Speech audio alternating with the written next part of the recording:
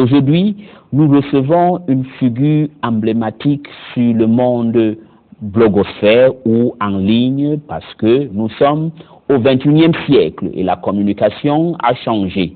Lui, il se nomme Diafoka Kevin alias Diaf Loqueta. Pour ceux qui ont Facebook, ils ont le blog ou qui ont Twitter. Donc ceux qui sont, comme on dit, branchés au XXIe siècle, la communication nouvelle. Avec lui, nous allons parler de tout, du Congo et de l'émergence, pas économique, mais sociale, mais aussi en particulier d'une nouvelle classe politique. La plupart du temps, nous voulions l'émergence d'une nouvelle classe politique, car ceux qui sont au pouvoir, même ceux qui sont à l'opposition, on trouve les mêmes personnes âgées et peut-être fatiguées et peut-être aussi qui ne connaissent pas la réalité du terrain à cause de l'âge et aussi à cause du train-train quotidien. Il a été le porte-parole du collectif Sauvons le Congo et aussi il a été aussi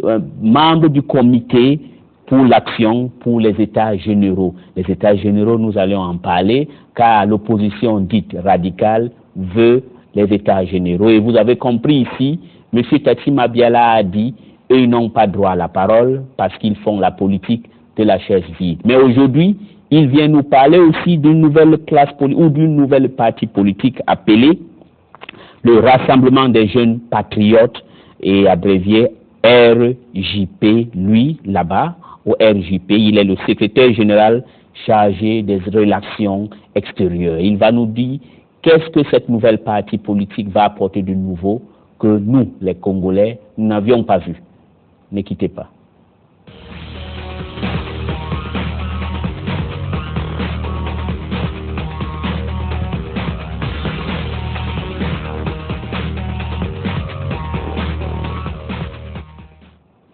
Ça serait surprenant si vous ne connaissez pas le nom de ce monsieur sur Internet, c'est Diaf Loqueta. Son vrai nom, c'est Diafoka Kevin, car il est présent sur le blogosphère, en particulier sur Facebook. Si vous ne le connaissez pas, ça veut dire que vous n'êtes pas branché. Voilà pourquoi nous le recevons aujourd'hui. Nous le recevons aussi parce qu'il est le secrétaire général chargé des relations extérieures d'une nouvelle classe politique ou d'une nouvelle partie politique dénommée Rassemblement de jeunes patriotes. Qu'est-ce qu'ils vont apporter de neuf? Est-ce que le renouvellement de la classe politique congolaise a commencé? Nous avions vu au Parti congolais du travail, ils ont ce qu'on appelle la force montante, dirigée par un certain Gavé. Et puis à l'opposition, on n'a pas encore vu l'émergence d'une nouvelle classe. Voilà un peu pourquoi peut-être l'opposition est en difficulté parce que, soyons honnêtes, elle manque souvent de tact, elle manque souvent de suggestion et elle manque souvent de lutter, de parler des problèmes que les Congolais vivent au jour, en particulier les problèmes sociaux.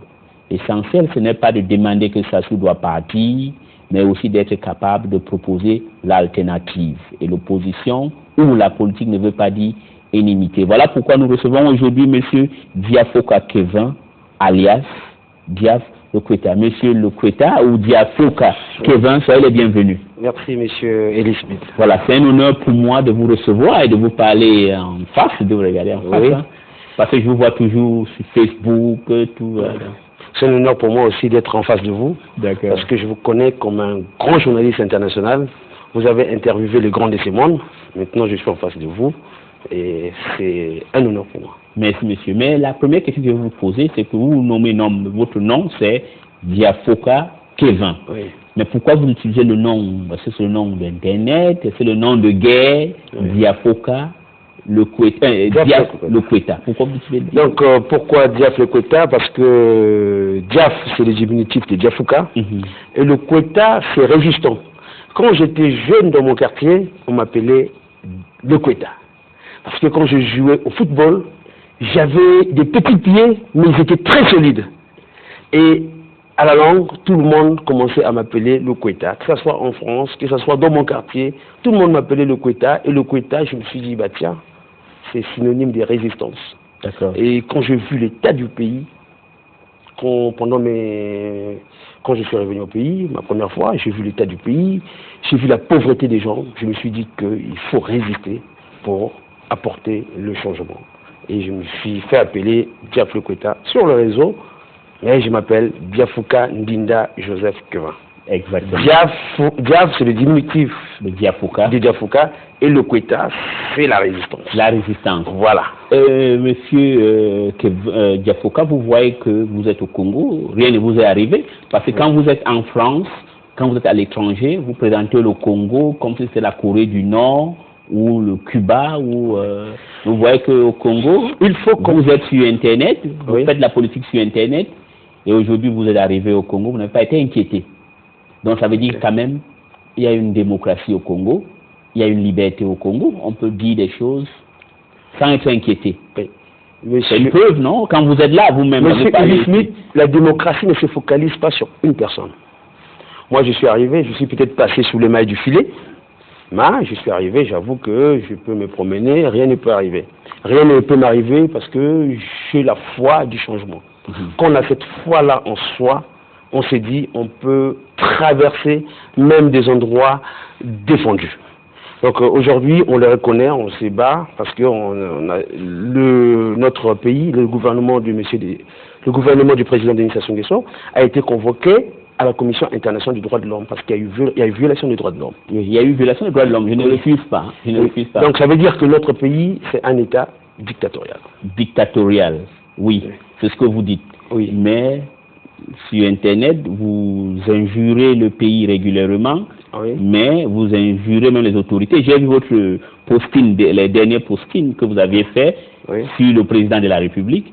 Mais vous voilà, vous êtes là, vous vous êtes promené à l'aéroport, rien ne vous a fait, on ne vous a même pas inquiété. Donc ça veut dire que entre la convocation que vous dites aux Nations Unies ou à Genève, à la Commission nationale des droits de l'homme, et la réalité, il y a un océan, vous voyez vous-même. La réalité, c'est pas que M. Diafouka vienne en France. Mais il y en a beaucoup, il y avait un autre monsieur, Patrick Eric Mampouya. Oui. Il est au Congo, rien n'est arrivé. Donc ça veut dire que quand même au Congo, il y a la liberté.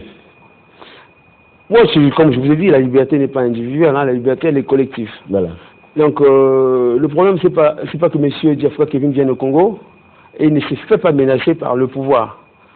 Donc, je n'ai pas tué quelqu'un, je n'ai pas volé, je suis congolais, je suis né à Brazzaville et j'ai le droit de venir chez moi. Tout le monde a le droit de venir chez Tout le monde a le droit de venir. Est-ce que vous pouvez donc dire à tous les Congolais qui sont en France, qui sont aux États-Unis, qui sont en Afrique du Sud, qui sont partout le monde, qui fantasment sur le Congo, qui pensent que MN Télévision est à Kinshasa ou au Cameroun, que MN TV est ici à Brazzaville, rien n'arrive aux journalistes de la télévision. Il y a une piscose au niveau de la diaspora. Au niveau de la diaspora, c'est vrai qu'il y a une piscose. Est-ce que vous pouvez les dire là? Maintenant, moi je leur dis, je suis à Brazzaville, voilà, rien ne m'arrive. Voilà. Et qui se passe bien, je les invite à venir. Et à venir, pour ceux qui veulent faire la lutte politique avec nous, à venir nous rejoindre. Pour que ensemble on arrive à emmener le pays à l'émergence ou à développer les pays. Mais c'est vrai que quand on arrive à Brazzaville, on a l'impression que tout est verrouillé.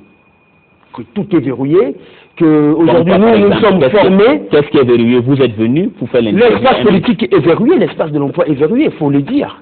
Je vous l'ai dit, moi quand j'arrive à Brazzaville, il y a des gens qui sont arrivés de la diaspora, quand ils arrivent ici, ils se disent quand on veut voir un ministre, quand on veut voir un employeur, on est tous bloqués, on nous dit faut attendre demain, faut attendre le lendemain, parfois on n'en voit rien du tout. Les ministres du Congo, tu les appelles au téléphone, ils répondent. Ils ne refusent pas. Je vous ai vu avec Thierry Mongala. Oui. Alors, est-ce que Thierry Mongala a refusé de vous recevoir? Ça montre, c'est un si. Vous allez me dire qu'un oiseau ne fait pas le printemps. On veut dire que Thierry Mongala n'est pas tout. Oui, mais dans le gouvernement du président... Tous les ministres au Congo sont... Dans le gouvernement du président Denis Sassou Nguesso, il y a plus de 30 ministres. Oui. Et M. Thierry Mongala, je pense qu'il a les mêmes valeurs que moi. C'est des valeurs démocratiques. C'est quelqu'un qui a vécu en Occident, qui est humain, et qui a l'approche facile. Vous reconnaissez quand même qu'il y a les ministres démocratiques. À la preuve, quand je suis venu, la preuve, je vais vous dire une chose. Je vais vous dire une anecdote. Moi, je suis arrivé ici, au rassemblement de l'opposition congolaise, hein, comme quelqu'un de la diaspora, je vais vous dire une chose, je n'ai pas eu le bonjour de nos vieux opposants. Ah. Voilà. C'est une confession ou c'est une révélation, ça veut dire que moi j'aurais cru que c'est la majorité qui ne devait pas vous recevoir à bras ouverts et que l'opposition devait ouvrir les mains ouvertes pour vous recevoir, mais quand ils vous voient, ils ne vous reçoivent pas bien, ça veut dire que c'est eux le problème alors. Le problème aujourd'hui. C'est l'opposition le problème. Le problème aujourd'hui, je vais vous dire, monsieur Eli Smith, avant de faire de la politique, il faut savoir vivre ensemble. Il y a le savoir vivre et le vivre ensemble. Quand ces deux ingrédients ne sont pas réunis dans une société, je vais vous dire que l'espace politique est verrouillé. L'espace politique est verrouillé. Et maintenant, on l'assiste. Depuis les années 79 jusqu'à maintenant, l'espace politique congolais est verrouillé parce que les gens ne savent pas vivre ensemble. Avant de faire de la politique, on est des êtres humains. Et les êtres humains sont faits pour vivre en société. Moi, j'arrive ici, je peux rencontrer M. Mungala, je ne peux le rencontrer à titre personnel. Maintenant, il y a les réseaux sociaux. On a beau dire, il y a les réseaux sociaux, mais les réseaux sociaux sont là aussi pour nous pousser, nous, le peuple, à discuter avec nos gouvernants. Et sur les réseaux sociaux, ils sont aussi autant intolérants que les politiciens que vous avez reçus, parce que sur les réseaux sociaux, sur la photo que vous avez eue avec Thierry Mungala, à Oyo, on vous a traité de traître, que vous êtes un vendu. J'ai été traité de traître et de vendu. Je pense que c'est parce que nos compatriotes n'ont pas compris que maintenant, il y a une autre façon de faire la politique. On a une culture démocratique, on a des valeurs démocratiques et on doit les montrer à notre population. Une autre façon de faire de la politique, c'est de dire qu'on est humain dans un premier temps. Et après, si M. Mungala est de l'autre côté, moi je suis du côté de l'opposition, on n'a pas les mêmes idées politiques, mais on est des êtres humains, on peut parler, on peut discuter, on peut dialoguer. Voilà ce que j'ai voulu montrer à nos compatriotes, pour dire qu'on peut faire la politique, mais on peut savoir se dire bonjour. D'accord, donc ça veut dire que vous qui êtes là-bas à l'étranger, vous êtes intolérant, vous ne connaissez pas la réalité du pays. Parce que ceux qui utilisent le blogosphère, qui vous ont traité tous les noms d'oiseaux, c'est ceux qui sont en France. Aujourd'hui, le problème du Congo, c'est un problème profond. Hein. C'est un problème qui concerne la vieille classe politique. Mais là-bas, ce n'est pas les vieux, M. Diafouka. Mais c'est un problème de mentalité. Qui vous ont insulté, je m'excuse, hein, avec le respect que j'ai pour vous, qui n'ont même pas voulu que vous touchiez la main de Thierry Mungala, qui ont vu comme si vous avez commis le crime de lèse-majesté d'aller à Oyo, une ville qui est propre. Hein. C'est pas comme Brazzaville qui est sale. On demande au maire de Brazzaville d'aller prendre les leçons à Oyo. Comment on garde une ville propre? Et donc, on vous a testé tous les oiseaux. Donc ça veut dire que l'intolérance, ce n'est pas au Congo. C'est là-bas chez vous qui vivez en France. Là, vous vivez dans un autre monde. Monsieur Eli Smith, le rôle d'un homme politique, c'est de changer la société. Aujourd'hui, je suis parti à Oyo. Je suis parti en promenade dans le nord. Parce que je me suis dit, c'est l'endroit au Congo où je ne connais pas. Apparemment, il y a eu des avancées. Je veux voir. À Oyo, je suis chez moi au Congo. C'est une ville congolaise. Et moi, je fais de la politique pas pour diviser les Congolais, mais pour les rassembler. Comme je vais rassembler mes compatriotes, je vais leur montrer, même si j'appartiens à une autre région, je peux aller dans une autre région en étant un homme libre.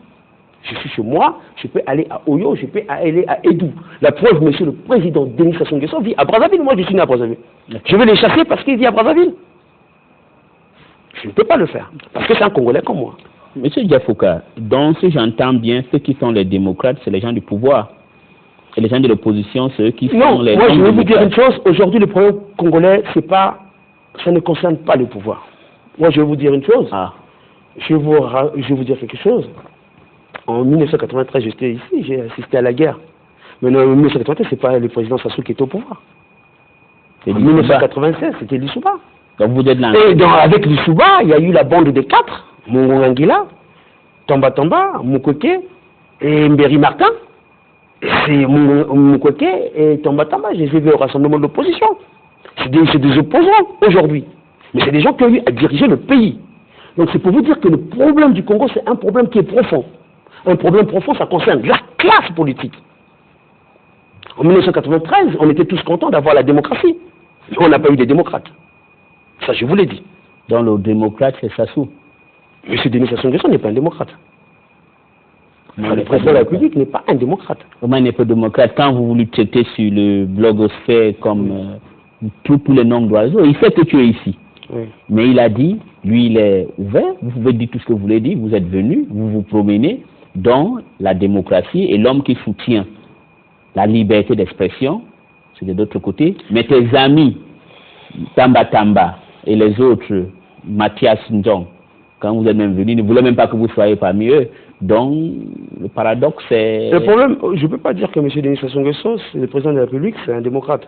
Parce qu'on voit quand même... Parce que pour être démocrate, il faut travailler pour la population, il faut travailler pour les libertés audiovisuelles, les libertés des presses, les libertés de circuler. C'est vrai, j'ai peut-être eu la chance de... En partant à Oyo, on t'a demandé une pièce pour arriver à Oyo. On n'est pas en Chine ici. Hein. On ne m'a peut-être pas demandé une pièce. Oui. Mais moi, je suis un cas isolé. Moi, je me considère comme étant un cas isolé. Est-ce que moi, je me parle... Quand je fais de la politique... Vous pouvez me donner le cas de quelqu'un qui est quitté de la France, parce que c'est là le front, qui est quitté de la France, il est arrivé au Congo-Brazzaville, et on lui a arrêté. Il n'y en a pas. Bon, Patrick Mampouya est passé à la DGST. Patrick Mampouya, un hirondelle ne fait pas le printemps. Il ne fait peut-être pas le printemps, mais le fait de passer à la DGST, ça veut dire que le pays est dictatorial. Mais Patrick Mampouya habite à Brazzaville. Il habite à Brazzaville, mais il n'a jamais été inquiété. M. Patrick Mampouya habite à Brazzaville, il est discipliné. On n'a pas vu M. Patrick Mampouya faire des meetings. Mais qui l'empêche de faire les meetings? Qui l'empêche de faire les meetings? Personne l'empêche de faire. L'opposition qui n'a pas voulu vous recevoir a organisé un meeting. Non, c'est pas qu'ils n'ont pas voulu me recevoir, mais j'ai trouvé leur attitude hautaine et méprisante. Vous avez voulu qu'ils vous donnent un stand innovation, peut-être? Non, au moins dire bonjour. Vous venez de loin, comment allez-vous? Ah, ils ne m'ont même pas salué. On est en train de faire un travail. Non, ils ne m'ont même pas salué. Hein. Et moi, je les ai vus, j'étais autant. Hein. Je vous dis franchement, je me suis dit, des gens... Mais Diaz, oui. Peut-être ils ne vous connaissent pas, ils n'utilisent pas Facebook, ils n'ont pas Twitter, ils n'ont pas les blogs. Monsieur Clément Mirassa, je l'ai déjà dit. Ah oui, Clément Mirassa, au moins, lui, il a un Facebook. Il a un Facebook, on a eu à le contacter, je croyais qu'on avait tous les mêmes combats. Pendant des réunions de comités d'action, on a eu à rencontrer des vieux des opposants. Comme qui, par exemple? M. Nzong, M. Tamba Tamba, M. Mukwege, mais on a eu à discuter. Pourquoi à Brazzaville, on ne peut pas discuter? À Brazzaville, ça devient des seigneurs. Ah bon, donc, comme ils discutent avec vous en France, mais quand vous venez au Congo, ils ne veulent pas discuter avec vous? Ils sont autant, ils se prennent pour des stars. Des stars, je ne sais pas de quoi, mais moi, je pense qu'ils se prennent pour des stars. Donc, vous voyez donc il n'y a personne en face, donc Sassou Nguesso a un boulevard, il fait ce qu'il veut. Il n'y a personne en face, c'est pour ça qu'on a proposé, parce que vous savez qu'il n'y a jamais d'alternance sans alternative. Et on propose l'alternative générationnelle, que le RJP. À travers le RJP, on va proposer autre chose à la jeunesse congolaise. Alors, qu'est-ce que le RJP va faire d'extraordinaire que le PCT ne l'a pas fait, l'UPADS ne l'a pas fait, et puis l'opposition qui vous méprise tant, Mathias Ndong, Clément Mirassa, Tamba Tamba, Jean Itadi, ne peuvent pas faire, ils ne m'ont pas pris. Nous voulons l'alternance démocratique. Il faut avouer qu'il n'y a pas la démocratie au Congo, on veut une alternance démocratique. Mais pour faire l'alternance, il faut une alternative. Et nous, on propose la jeunesse congolaise. Oui, la jeunesse Parce que moi, je vais vous dire une chose. Oui. Aujourd'hui, on demande la modification, on est tous contre la modification de la Constitution. On dit, M. Denis Sassou Nguesso a 70 ans. Le président de la République a 70 ans, il ne doit pas se représenter, il est trop vieux. Mais s'il ne se représente pas, moi je ne vais pas me retrouver demain avec M. Tamba Tamba qui est fatigué, ou M. Mukwege qui est fatigué, à l'Assemblée. Vous proposez qui alors? Moi je propose que cette classe politique vieillissante, qui ont participé à l'état combattu du Congo, parte. M. Denis Sassou Nguesso, le président de la République, doit partir avec sa classe politique. Oui. Ils ont détruit le pays. Ils ont détruit le pays. Oui. Mais lui-même, il a fait des routes qui t'a mené à Oyo. Hein. Et lui-même, il a fait des routes qui m'ont amené à Oyo. Tamba, oui. Mukwege, oui. Ils ne vous ont pas réussi. On n'a pas encore vu ce qu'ils ont fait. Ah, d'ailleurs, Tamba, ils étaient au pouvoir en 92, 93. Le problème aujourd'hui, quand je dis que le problème du Congo est profond, c'est vrai que M. Denis Sassou Nguesso fait des routes. Il a fait l'aéroport de Mayama. Mais il faut se poser la question. C'est bien l'aéroport de Mayama? Moi j'ai vu, elle est pas mal. C'est pas mal. Hein, bon. Donc il travaille quand même, lui. Il travaille, mais pas avec l'argent du Congo. Il travaille avec l'argent de qui? Il travaille avec l'argent des Chinois.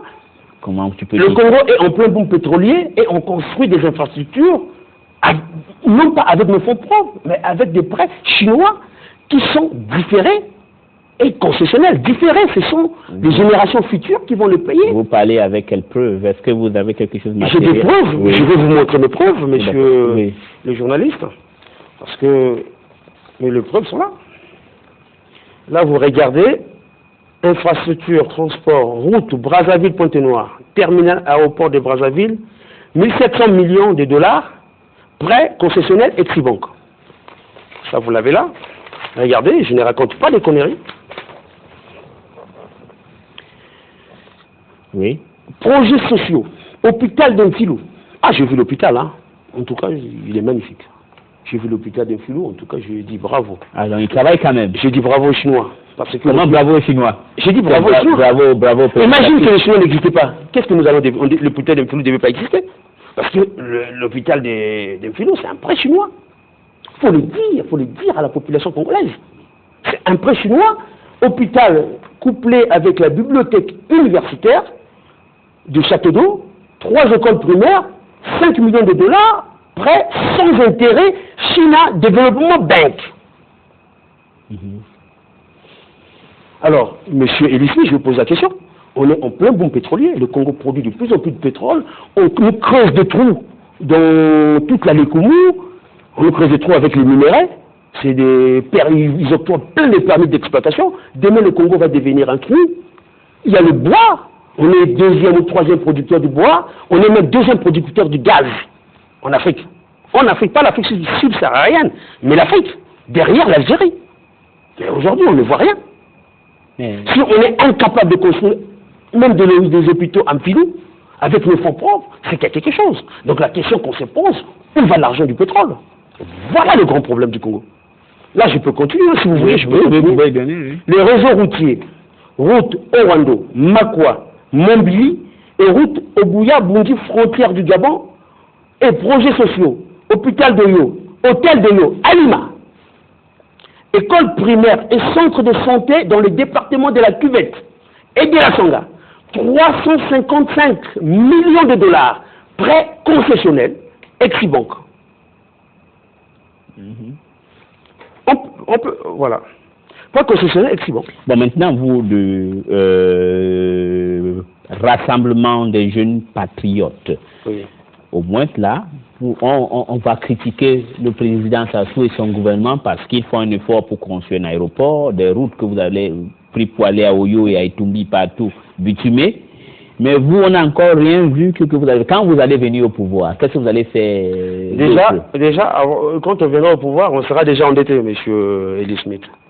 Il va falloir payer l'aéroport que le président de la République a construit, que le PCT a construit, puisque le PCT est au pouvoir, c'est le parti au pouvoir. Il va falloir le payer. Donc imagine qu'on arrive demain au pouvoir, on aura déjà ces dettes-là à payer, c'est qu'il y a un problème. Il y a un problème. Le pays est en plein boom pétrolier. Je ne cesse de le répéter. Le Congo est en plein boom pétrolier. On a beaucoup de richesses naturelles et on est incapable de financer nos infrastructures avec nos fonds propres. Est-ce que vous savez que quand vous dites qu'il y a hypothèque, on les donne du pétrole et puis nous construit, donc ça ne veut rien dire. On a le droit, le Congo a le droit de faire ce qu'il veut avec ses ressources, à condition qu'elle améliore la vie des Congolais ordinaires. Oui. Elle s'améliore, non? Non. Pourquoi non? En tout cas, c'est pas le constat que je vais faire. Il y a des routes, il y a tout qui se passe ici. Monsieur Elie Smith, oui. Actuellement, notre pays est parmi les 10 pays en Afrique atteints de la malnutrition.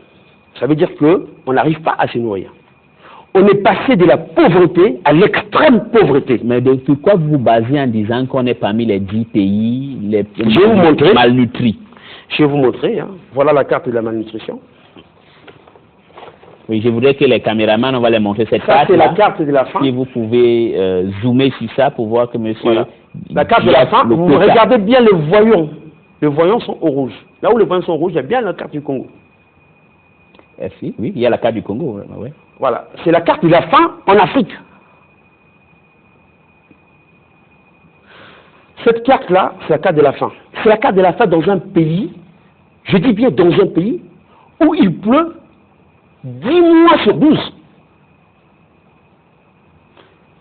Notre pays a des richesses, mais moi quand je suis né à Brazzaville, au niveau de l'agriculture, on était pratiquement autosuffisants. Quand il y avait l'autosuffisance alimentaire, mais les Congolais étaient autosuffisants, on mangeait à moindre coût. Mais aujourd'hui, qu'est-ce qu'on constate? Notre pays vient d'atteindre la malnutrition en 2014. Tout en sachant qu'on avait des slogans qui nous disaient que autosuffisance alimentaire d'ici à l'an 2000. Là, on est en 2014, on est devenus des affamés. Hier, moi, quand j'étais à l'école, j'étais mince. Mes amis m'insultaient éthiopien. Mais aujourd'hui, les Congolais sont devenus plus pauvres, ils ont plus faim que les Éthiopiens.